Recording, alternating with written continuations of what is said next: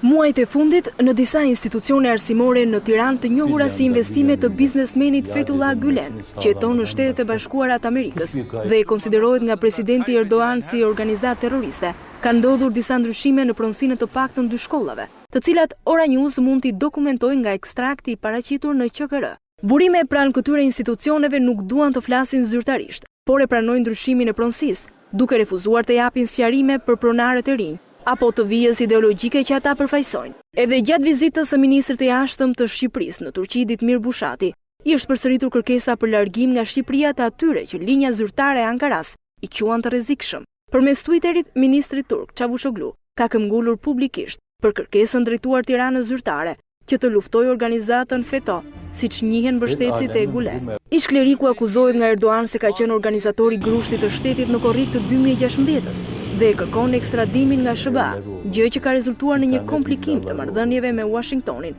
që kundërshton largimin e Gülen.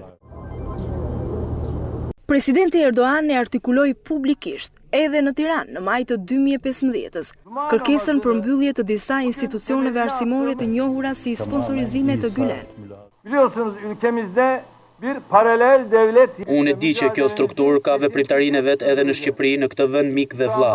Me vëllezërit e mi të vyer, zotin Ishani dhe zotin Rama, e trajtova këtë çështje dhe kam bindjen se ata do të bëjnë atë që duhet.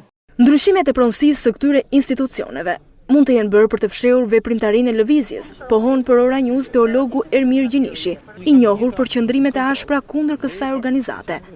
Të gjitha aktivitetet e tyre, të gjitha llojeve, po ndryshohen pronarët, po ndryshohen drejtuesit, po ndryshohen financuesit e kështu me radhë.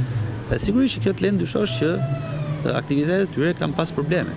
Kjo nuk është një organizatë aq e thjeshtë, që është okulte, konspirative, sekrete, me një shtrirje ekonomike, ka shtrirë tentakulat në të gjithë institucionet e shtetit, kush mban përgjegjësi në këtë vend për qindra shtëpi të marra me qira nga këto njerëz, në mënyrë krejtësisht fshehtë, ku rekrutojnë kryesisht studentë nxënës që vinë nga zona të varfra.